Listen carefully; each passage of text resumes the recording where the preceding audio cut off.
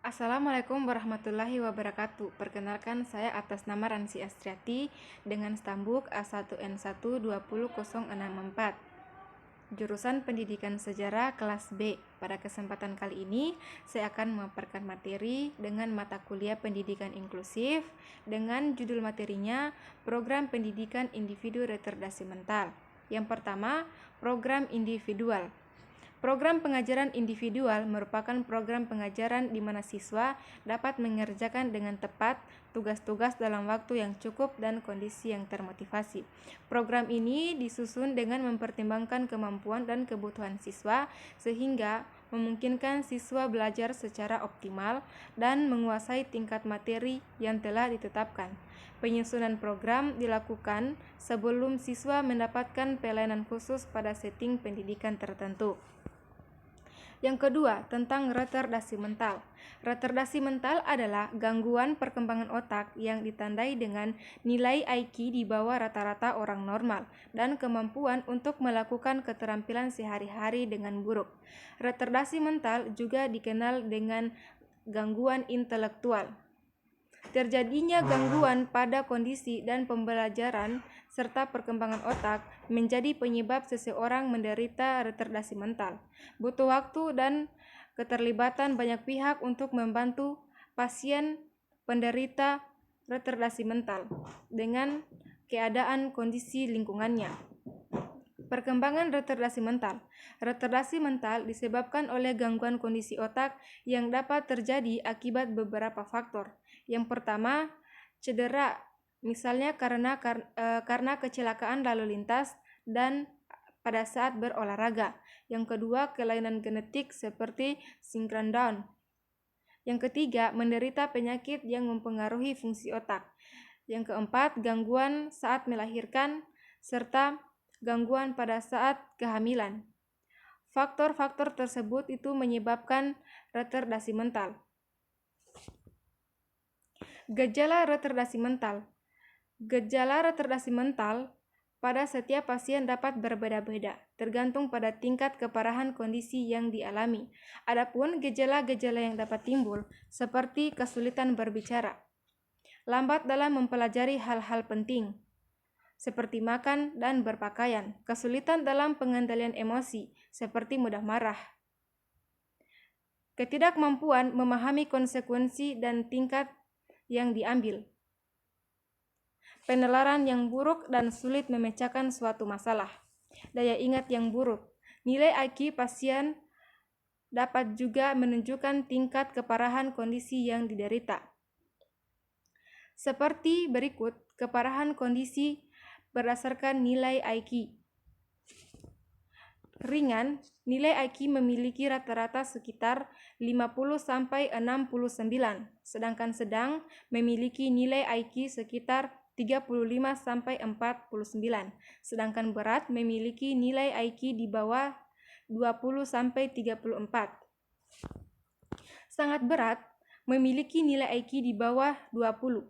Pasien yang tergolong sangat berat dapat menunjukkan gejala lain seperti kejang, gangguan penglihatan, gangguan pengendalian gerak tubuh, ataupun gangguan pendengaran. Apabila gejala-gejala retardasi mental muncul, segera temui dokter untuk mendapatkan penanganan. Diagnosis retardasi mental. Dalam mendiagnosis, dokter akan melakukan pemeriksaan pada kondisi pasien secara menyeluruh. Pemeriksaan dilakukan dengan mewawancarai pasien dan orang tuanya, melakukan observasi secara langsung, dan menjalankan serangkaian tes intelektual dan kemampuan penyesuaian diri pasien dengan lingkungan. Seseorang yang menderita retardasi mental menunjukkan dua tanda utama, yakni kemampuan menyesuaikan diri yang buruk dan nilai IQ di bawah rata-rata. Namun, dokter juga mendapat menunjukkan pemeriksaan guna mendeteksi faktor penyebab yang diderita.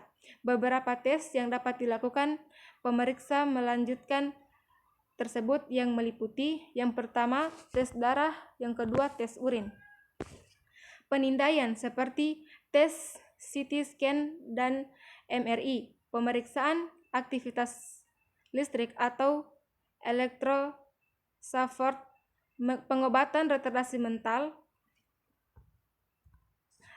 seperti pada ibu hamil dapat melakukan tes USG dan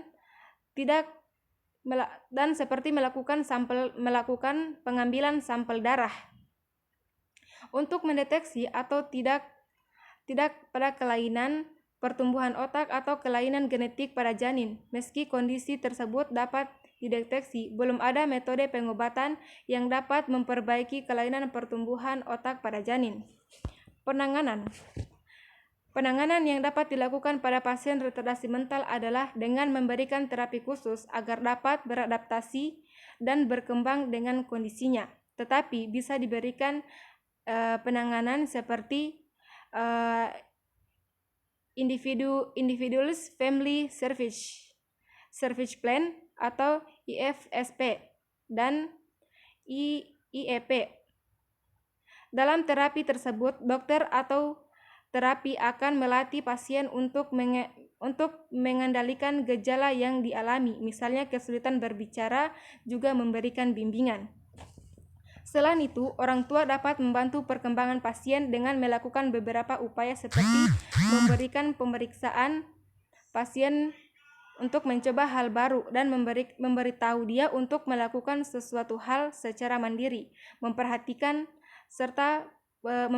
setiap perkembangan pasien di sekolah dan membantunya mempelajari ulang apa yang telah dipelajari di sekolah, mengikut sertakan pasien dalam aktivitas yang telah dipelajari di sekolah, mengikut sertakan pasien dalam diskusi kelompok atau membutuhkan kerjasama dan interaksi, seperti pramuka, mencari tahu tentang lebih dalam lagi tentang retardasi mental, baik melalui konsultasi ke dokter ataupun orang tua yang memiliki masalah yang sama pada keluarga untuk mendampingi pasien dalam aktivitas sehari-hari. Adapun solusinya, penyebab retardasi mental adalah gangguan perkembangan otak yang muncul ketika seseorang masih di dalam kandungan. Ibu hamil dapat meminimalkan risiko terjadinya kondisi pada gejala ini dengan cara tidak merokok dan menghindari konsumsi alkohol. Selanjutnya, melakukan pemeriksaan rutin serta mengonsumsi vitamin sesuai dengan kebutuhan.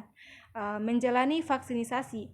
Untuk retardasi mental yang disebabkan oleh cedera pada akibat kecelakaan, Anda dapat cegah dengan menggunakan obat pelindung diri yang sesuai dengan pribadi masing-masing melalui aktivitas, misalnya saat bekerja di lapangan, berolahraga, dan berkendaraan. Sekian materi yang dapat saya sampaikan. Lebih dan kurangnya mohon dimaafkan. Akhir kata, Assalamualaikum warahmatullahi wabarakatuh.